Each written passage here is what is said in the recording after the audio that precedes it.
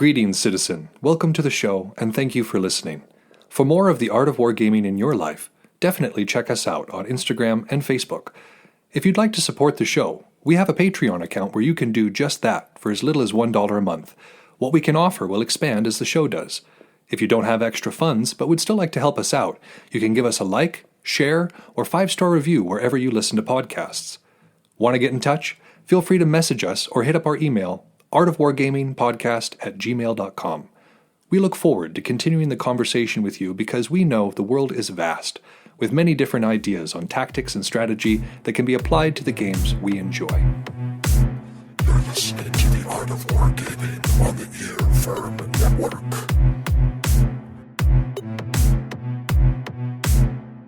On War.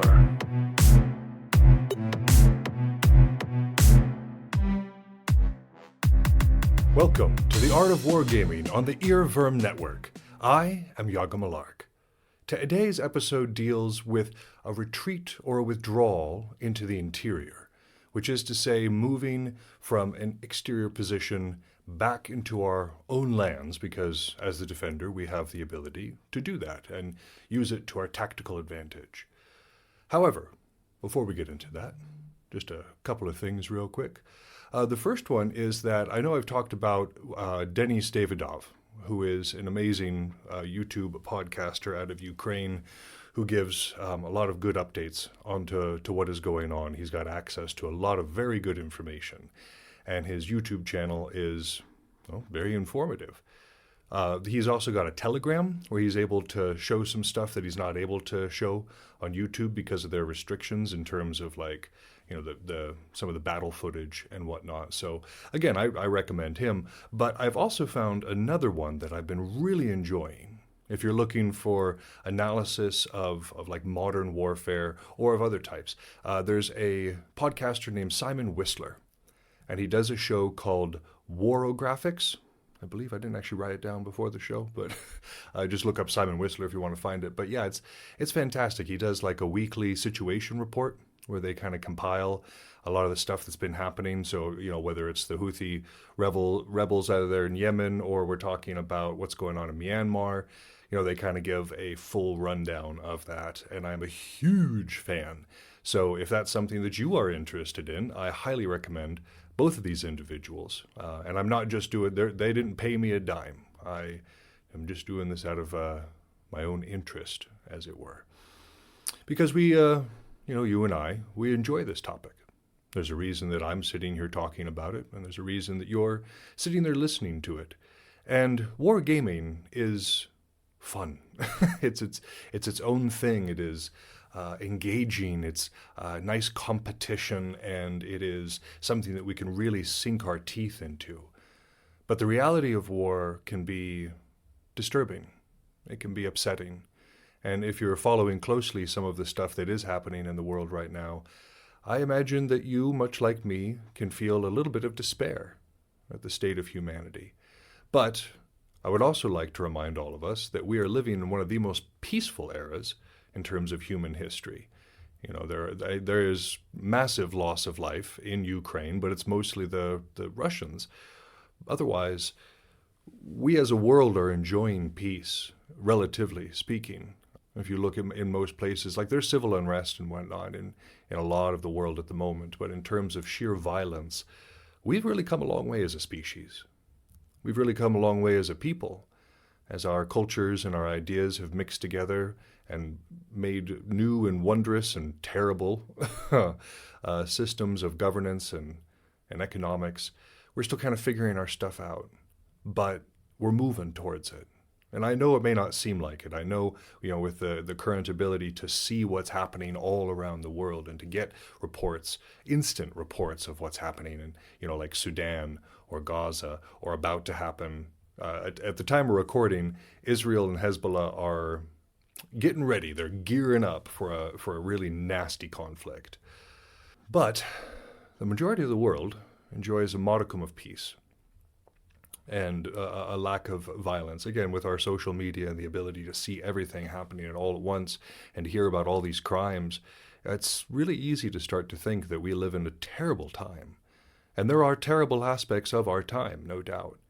But it's also good to remember that there's a light, and that a lot of the violence is being perpetrated by individuals or individual things. It is a good point to make that Putin is the driving force behind the Russian occupation and invasion of Ukraine. And there's no doubt about that. And so his ego, his contribution to this world is negative. And they are wasting so many lives. A report came out recently that said that the Russians had lost 70,000 men in 2 months. And that's just because of their tactics. Dennis explains it really well, in that they're often using, the wounded or the scrub outs or whatever as fodder, putting them out in front to block for the healthier or the more elite troops.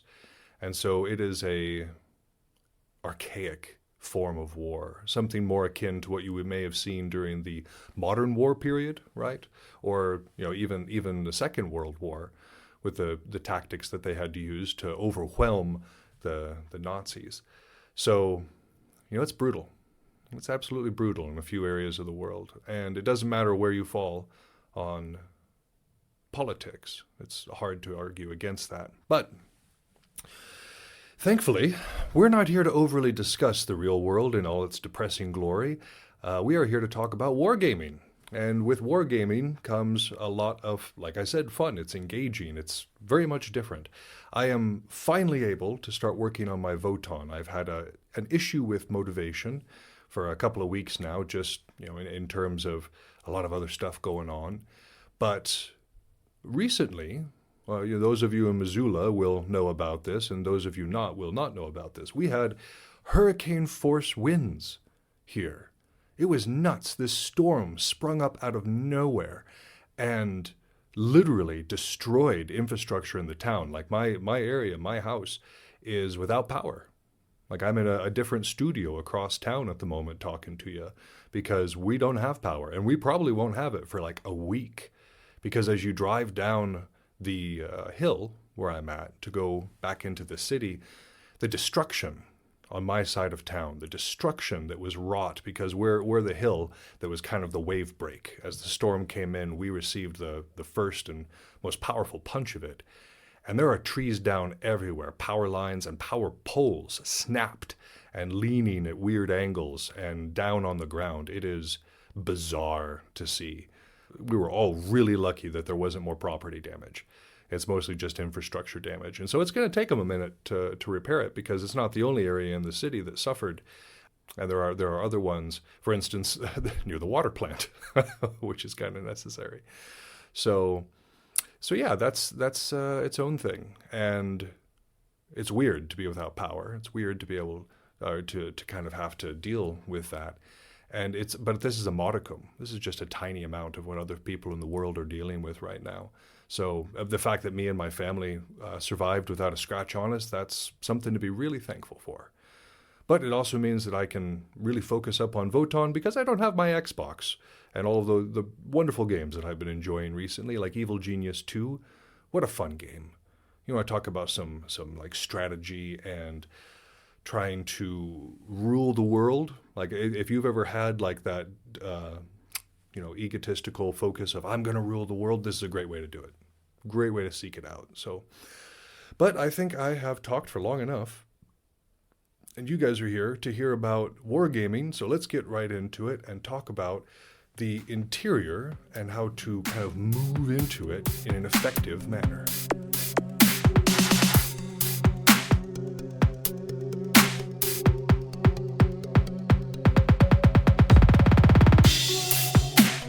So when we talk about a retreat to the interior, it is often a tactical retreat, moving into an area that is more advantageous to our position. This implies that we are transitioning from a frontier zone to an interior zone. So let's define these terms real quick, because we're going to be using them a lot going forward. A frontier zone is something anywhere near the outside of the nation. So where the borders are, those areas would be considered frontier zones. As we move into the interior, we're talking about cities, towns, areas that are surrounded by the country itself. And so as we move toward the center, we're, of course, more and more and more to the interior. So this move backwards, basically, this move towards the interior by our own forces into our interior, I should probably say, it is a form of indirect defense. Because the idea of it is not to destroy our enemy with a singular blow, or even through like an ambush or anything like that. The idea here is to defeat the enemy by exhaustion.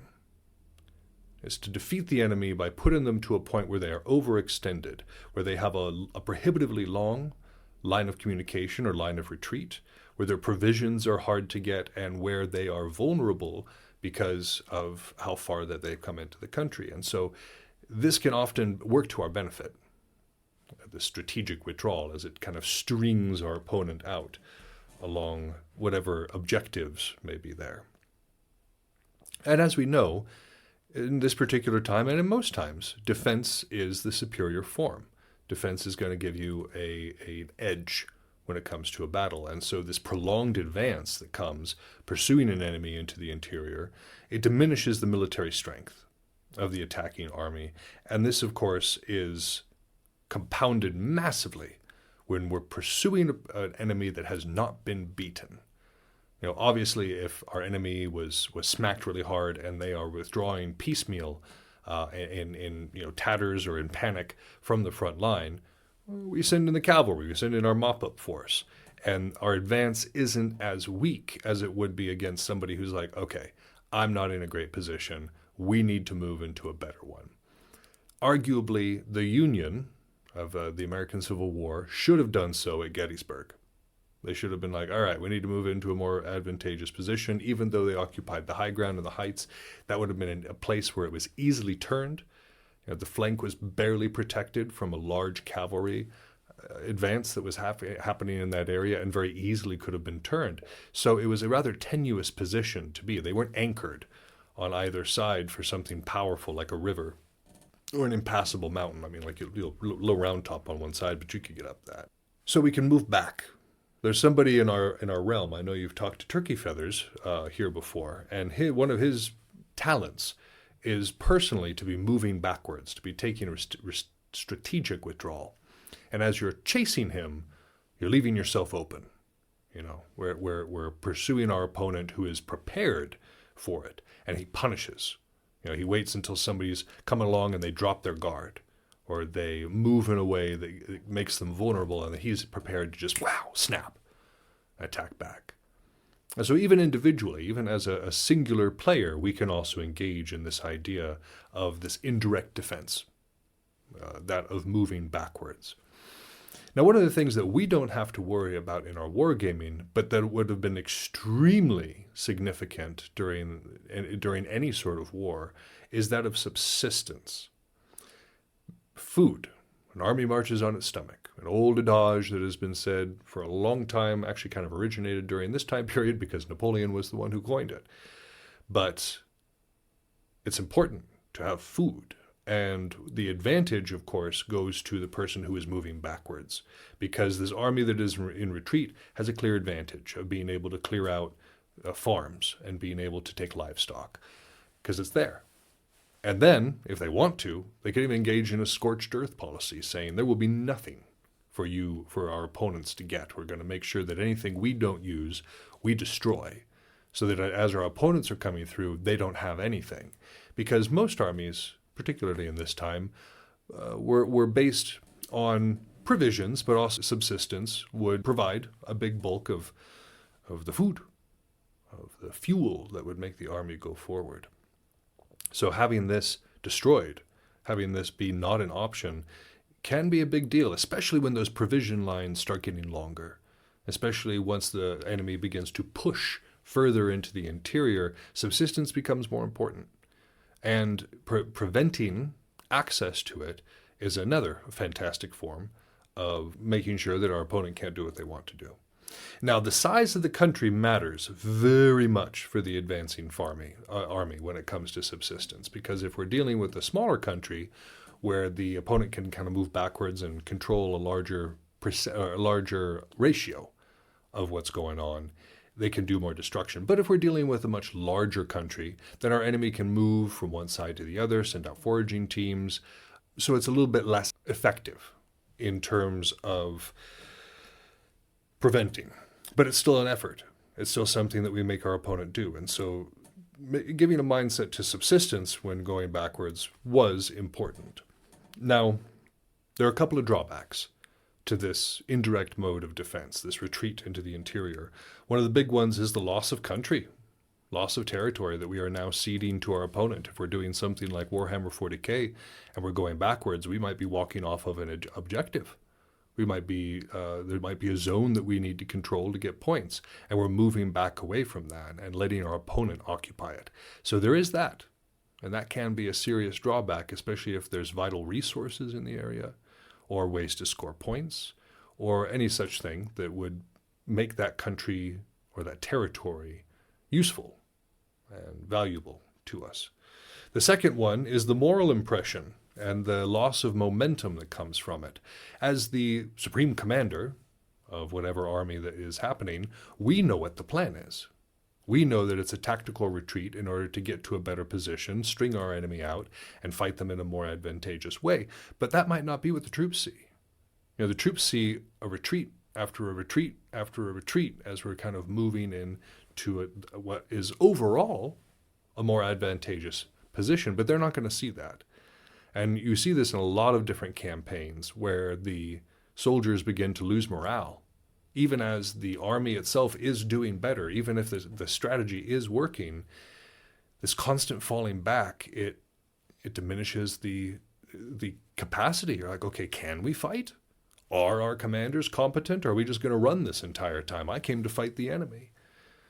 You know, there's a lot that can go on there. So again, these are the two serious drawbacks of doing this: the loss of country and territory, which we should probably have a plan of reacquiring, and the morale of our troops going forward. And of course, we can talk to them about it. We can try to pass down messages, but messages can be intercepted. So a lot of times troops don't need to necessarily know, but it's a two-headed snake on this one, which is to say that one can bite the other way. I think I may have used that term incorrectly, but you understand. You understand what I'm saying, that there's not a whole lot of ways to win when it comes to combating that moral impression. So, knowing that there are drawbacks to it, but also knowing that it can be a very useful tool, what are the circumstances that favor this method of retreat? What things need to be in place to make this truly effective? Well, we've got three of these circumstances. The first one is in a country that has very little cultivation. So moving backwards through this sort of country is good because, one, you don't have the subsistence issue that we were talking about before with the enemy being able to feed off of the land. But when we talk about little cultivation, we are also talking about a lack of roads.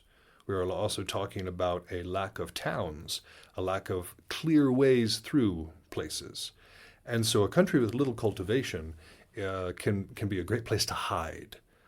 You know, we can think about two more recent conflicts that America has been involved in, namely the Vietnam War and the war in Afghanistan. In both of these cases, you had large tracts of uncultivated land where the forces could withdraw, and it was difficult for the conventional forces, in this case the Americans, to go in and use conventional tactics because they had done a fighting retreat. They had done a withdrawal into the interior. And so we see that without that cultivation, without that heavy use of industry, it can be difficult to move around. Let's use a more modern example. At the time of this recording, there's a big back and forth going on in Ukraine. And a big portion of why Russia is able to be so successful in some of the areas and not in others is due to that cultivation. With the use of tanks, with the use of wheeled artillery and other vehicles that need to be able to move, you know, there's a lot of forest in Ukraine. There's a lot of rivers. There's a lot of things that break up the country. And so roads are extremely important. And Ukraine, particularly around the larger cities, is very well developed. You have a lot of infrastructure there that is easily used by the Russians as they're advancing in. So we see there that a country with a lot of cultivation even though it makes it more productive and pleasant for the citizens to live in, can also present a very easy mode of transportation for an enemy who's kind of coming in. Another circumstance that favors a retreat to the interior is a loyal and warlike people. Yeah, if you've got folks who are willing to resist with a fire in their heart, it's going to be way harder for the opponent to make moves, because they're going to have to deal with the locals too. I mean, if locals are placid and kind of calm and they're like, okay, cool, whatever, we're going to chill out here, then the invading army doesn't need to do much to guard them, to protect against them. But if we've got people who are like, no, we're going to try to push you out. So think about the Afghanis at this point. They're a very loyal and warlike people operating around this warlord system. But, they very much took blood for every step taken. So that's another good circumstance for it. And then another one, and this is a circumstance that is unpredictable, is inclement weather or an inclement season. Campaigns are hard in the winter. Even now, again, if we look at the modern conflict of the war in Ukraine, the winters are typically a standstill, especially if the weather is bad. This last winter, again, at the time of recording, this last winter that we had was pretty mild. And so there was a lot of action that was able to be taken during it. But if you have a hard winter, yeah, that's hard. Let's talk about Napoleon. Let's talk about Hitler. Let's talk about the other forces that thought that it was a good idea to invade Russia, where they have large tracts of little cultivation, of very loyal and warlike people. And if you're doing it in the winter, if you're doing it during an inclement season, or even one of the rainy seasons in that area, it can be very difficult. Russia is one of those places that if anybody wanted to invade Russia, they would have their work cut out for them. It is massive, for one thing, and it is terrible to try to move around in terms of infrastructure in a lot of the outlying areas. Around Moscow, of course, it's highly developed, and the western part. But as you move more east in the country, it becomes less and less developed, and so you're going to get a different circumstance there. But all across Russia, you've got inclement weather that can be used to the advantage of anybody who's withdrawing into that vast interior. Now, when we're going backwards and we're withdrawing into this interior, nothing says that we have to draw a straight line and keep to it. In fact, it is wise to vary up that line, to move at a diagonal or even perpendicular to our opponent's advance. What this does is makes it very difficult for our opponent to maintain a proper line of communication. Because as we had talked about in the last episode, lines of communication incorporate things like depots and supply convoys and such like. And that works very well in one direction. But if they're having to be constantly reestablished at different angles, and that line is going to move, like the ones that were already established are going to have to move, because the nice thing about advancing forward is that, as a general rule, all the stuff behind it is protected. But if you go at a 90-degree angle with your stuff and suddenly have that elbow, everything that's right there, everything near where the location, where the motion changed, is far more vulnerable. We've created a unintentional wide open flank at that point. And so when the army is moving in a different direction, the line of communications has to be adjusted as well. And so that's an added complication. We don't have to do it. If we're the ones withdrawing, we don't have to do that. It remains consistent, just right behind us. But for the opponent, it can be very difficult. The other thing, when we're talking about moving, is, again, we don't have to move directly toward the interior. We can even shift from one side or the other to a more frontier region. And what that's going to do is make our opponent have to move back and defend those frontier regions at the risk of losing that territory or being threatened in the territory that they just got. And so this withdrawal, again, doesn't have to be straight back and kind of meander as well, threatening different areas, making our opponent second guess where they have their stuff positioned. In fact, we should. Again, we talk about the American Civil War and the skill that Robert E. Lee had in maneuvering the Confederate forces. He made good use of this, of confounding the opponent, his opposing army, by having to constantly readjust, not knowing exactly where he was. One of the things, of course, Like Clausewitz said, and we talked about it all last episode, and we've talked about it this entire series, is to keep the forces together. He does not like any divergent action. It is something that he is very stressed about every time we talk about it. And so if we're doing a divergent retreat, which is to say our force is split up and is retreating in a bunch of different directions, I mean, straight up it divides the forces. That's the first one we talk about, is weakening the overall force by making it smaller in these smaller pieces, so that if our opponent is coming through with their large force, they can easily deal with these smaller ones and fight us in a way that is far more efficient for them. So when we have a divergent retreat, we also are weakening ourselves significantly if we divide those forces. The enemy then also gets the advantage of interior lines. We were just talking about how that line of communication when we're moving around can become easily threatened. But if we are divergent in our forces, suddenly the enemy can move back and defend things far more easier. So we have created a situation that is now disadvantageous to us, because anybody who can occupy and,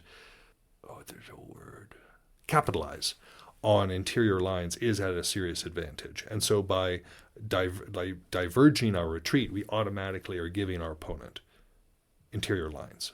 Not good. We do want to avoid that. A convergent attack at that point also becomes nigh impossible. Now, if we're dealing with something like Belagarth, again, these rules change. I pick a fight with a dead guy when it comes to Belagarth, because a divergent retreat can often be really nasty, because you're coming around and you're threatening your opponent at different angles, and you can wolfpack. The technique is called wolfpacking the opponent, where you're trying to engage your larger force piecemeal by threatening it in various areas and trying to get pieces of it to break off, to engage, and then you destroy that and you destroy that. And so it is a very valid tactic when it comes to Belagarth. However, when we're dealing with these larger forces, when we're dealing with, like we have talked about throughout this series, the fog of war, getting together and having that convergent attack can be nigh impossible. And so that is something that this divergent retreat takes, is the ability to hit back, the ability to attack, because we're spread out. And then the fourth rejection that he has, and that I do agree with as well for it, is that if the opponent has a disadvantageous position, if they have a weak point that is opened up, then our ability to capitalize on it, our ability to take that opportunity is much diminished. Because if we're moving backwards with our main force, and then we observe that our opponent has made a blunder, then we can hit back, boom, with the main part of the bulk of our ability, which we cannot do if we are divergent. And so, depending on the situation, I agree with Clausewitz here. We are not typically dealing with the fog of war. So it is a little bit different of a situation because of that. But in that same token, a lot of these issues that he raises still hold water, or are still totally valid. So take it with a grain of salt. Kind of think about what you do wargaming-wise and see if this is something, which one of these rejections might apply to what you're doing. Also, when we're talking about this withdrawing into the interior, that also gives us an advantage in waging what is called a people's war. Anymore, we would call it an insurgency, an insurrection, or something along those lines, where it's just normal people who are in some way involved in this military activity. So before, when we were talking about a warlike people, that's great. Having a warlike people is a fantastic thing. I would really pity whoever decided to mount a land invasion of the United States, because here, of course, we have a proliferation of guns, and whether or not you like that, it also means that if people are coming into the country, then they're going to have to deal with a whole lot of people who are also waging war. So in this section, which we're going to call Arming the Nation, it is also a matter of, when we're retreating into the interior, we are exposing our enemy to greater forces of our people, of our ability to wage war, not just with our army, but with the populace, the will of the populace. So there's two different ways to do this. One of them is a levy en masse, and the other one is through the use of militias. Now, a levy en masse is to go in and conscript a large number of conscripts, people who haven't been trained, people who are not professional soldiers, slap a rifle in their hand and say, hey, you're now supposed to do stuff and, take orders from a commander in terms of the military enterprise. The militias, on the other hand, are disconnected. They are something that is not necessarily under the direct control of the main force, of the main army, of the main country, but have been armed for such an extent to defend themselves. So we have that all over the place here in the United States, where you've got militias of folks who have gotten together with the express purpose of defending either their rights, interests, or the country as a whole. So we've got that. We know all about it. So a people's war, which is to say the use of either this levy en masse or the militias, can be effective if, we got a big if here, the war is fought in the heart of the country. Obviously, this is something that as we're withdrawing into the interior, it becomes more and more effective because our opponent's army is now at greater risk of being attacked in this way, has a larger surface area, if you will, to work with when we're kind of coming at it. And so as we move into the heart of the country, we're also dealing with a greater population as a general rule. And also, if our capital is located toward the heart of the country, you start to get far more of a patriotic fervor of people saying, whoa, the country is in danger. We need to do something. And so this one's twofold in terms of coming back. The second one is that if the war cannot be decided by a single catastrophe, if it looks like it's going to be prolonged, it's not a matter of just one large hammer swing, at this point a people's war is also effective. The third one is if the theater of war is embracing large amounts of land. If we're dealing with a big picture sort of thing. At this point, a people's war is nice because we can spread our people out a little bit more and have the advantage of being able to hit our opponent in less predictable places. If we've got a small theater and we're dealing with not as much land, then our opponent, the aggressor, is able to better deal with whatever comes at them because they don't have to protect as much. But if we're dealing with a large theater, it's far more effective to have this people war going on. The fourth situation that makes this effective is if the national character of the nation is favorable to this measure. So if people, for instance, want to be conscripted, if it's something that the militias are well received, this is a huge part of it. Because if you've got a country that doesn't necessarily have that patriotic fervor for defending what they have or to participating in the war, it's going to be difficult to get this to be effective. Because when we're talking about a levy, we're also talking about people who are going to have low morale in general because they're operating in conditions that they are not accustomed to and in a general rule have been sped trained to even deal with in the first place. And the militias, of course, only can really stay together if they have that motivation, if they have the spark in order to continue doing their thing. And so the national character, the national spirit needs to be favorable for the measure. It also helps to have a warlike people, right? We had talked about that before. And then the fifth one and final one is that the country is of a broken or mountainous nature. And when we say broken, we also mean swamps, marshes, bad roads. This makes a militia far more effective, or a levy en masse far more effective, because they can retreat into safe areas. They can attack from unpredictable zones, and then just kind of fade back into it. Again, I like to draw the attention to Vietnam and the Vietnam War and how the Viet Cong were able to engage in these small ways and then withdraw. The militias coming forward, doing their thing, and then getting out of there. And so this is extremely useful when our opponent cannot move easily. So again, when we're thinking about Russia attacking Ukraine, in southern Ukraine, you have around the Dnieper River a lot of marsh, a lot of crags. The mountainous regions are kind of more toward the east there, and so it's a hard country to advance in. It is a hard country to try to gain ground because you can't really bring a main force to bear as much.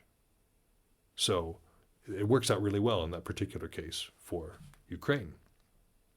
Now, what is cautioned here, heavily cautioned here, is that levies and militia should not be used against the enemy's main force.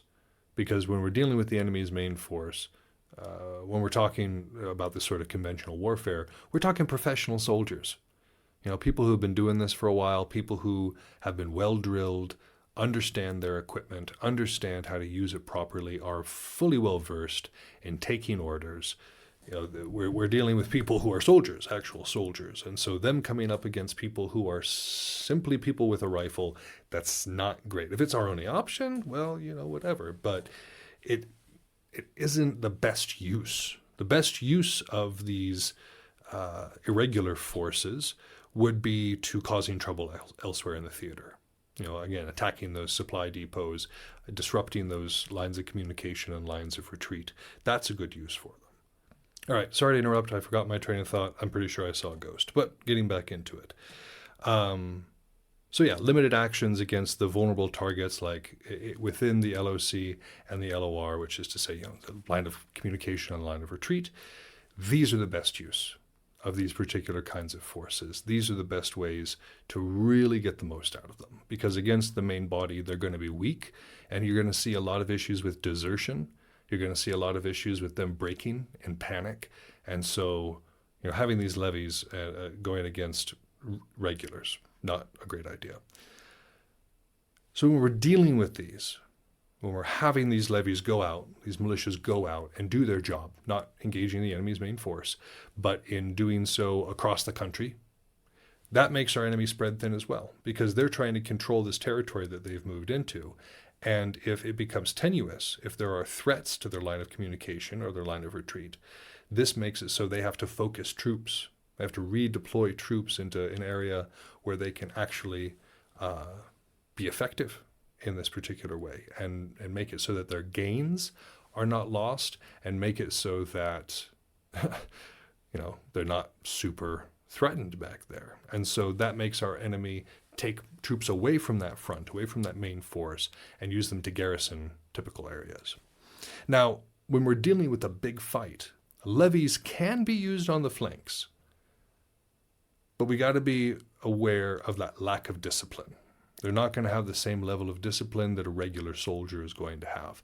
And so using the levy on the flanks gives us a little bit more of a buffer there. Even when we're talking about irregulars, think about when Alexander was moving through areas. He had light troops often positioned on the flanks, and we can think of this as the same thing as the levy. These were not troops that were designed to engage the enemy front on front. They were ones that were going to be going after targets of opportunity or trying to be a buffer zone between them and a potential flanking unit. And so on the flanks, where the main fighting is not going to occur, we can use our levy troops, and we can use them to take things of opportunity here and there. So that's the idea. And the best way to do it is to send small detachments of the army regulars to raise the militias or to raise these levies, so that they do have a core group of experienced soldiers or experienced commanders that can lead them. Having inexperienced soldiers with inexperienced commanders is a great way to open us up for disaster. But if we are able to have at least a few people who are part of this organization who know what they're doing, they can then help everybody else get to that same level and know what movements or detachments are going to be more damaging or more difficult to do. So, doing a little review here. In talking about moving into the interior, we talked about the difference between when we're saying the frontier and the interior, the fact that this move is considered a type of indirect defense. It diminishes our opponent's military strength because they have to spread themselves as they move in. Subsistence, of course, is something that benefits us. There are the two drawbacks, which is to say the loss of country and territory and the moral impression upon the troops. There are a few circumstances that favor this method of retreat, which is to say a country with little cultivation, a loyal and warlike people, and inclement seasons are among the most important of them. A change of direction in the LOC ensures advantages because our opponent then has to reposition their troops and reposition their line of communications, which can be time-consuming and also disruptive to everything else that is going on. We talked about the rejection of the divergent retreat, which is to say spreading our forces as we're moving backwards. Depends. Again, I could pick a fight with him on this one. When we talk about Belagarth, it really depends on what kind of war and what kind of war game is being fought. And of course, the situation arises as we're moving into the center of the nation, into the interior, on whether or not we have armed our nation. Is this war being fought in the heart of the country? Can it be decided by a single catastrophe? Is the national character favorable to this, and is our country also favorable in terms of broken or mountainous ground? We also know that levies and militia absolutely should not be used against the main enemy force, though they are extremely useful at irregular operations throughout the theater, and also potentially the levies acting on the flanks. All right, that's it. We've got ourselves our understanding of our retreat into the interior and how to arm our nation is kind of a buffer to that. Now, there's also the downside that after the conflict, the nation is still armed. And so these militias can become an issue for the country if they are still there after the war is fought. But that is a conversation for another time, probably on a different podcast. But for now, I appreciate you listening in, so we'll see you next time. That's our show. Thank you so much for listening. If you haven't had enough of the art of wargaming in your life, you can find us on Facebook and Instagram, where I occasionally post funny and educational memes. If you want to get in touch with the show directly, you can email us at artofwargamingpodcast@gmail.com with any questions, comments, or concerns that you might have. Also be sure to check out all of our sister shows on the Earworm Network, including General Nerdery, Word Balloons, Fried Squirms, and more. We're working hard on having something for everyone. And again, you can find those at earworm.com. That's EARVVYRM. You can also find that in the show notes. But for now, this has been Yaga Malark, signing off.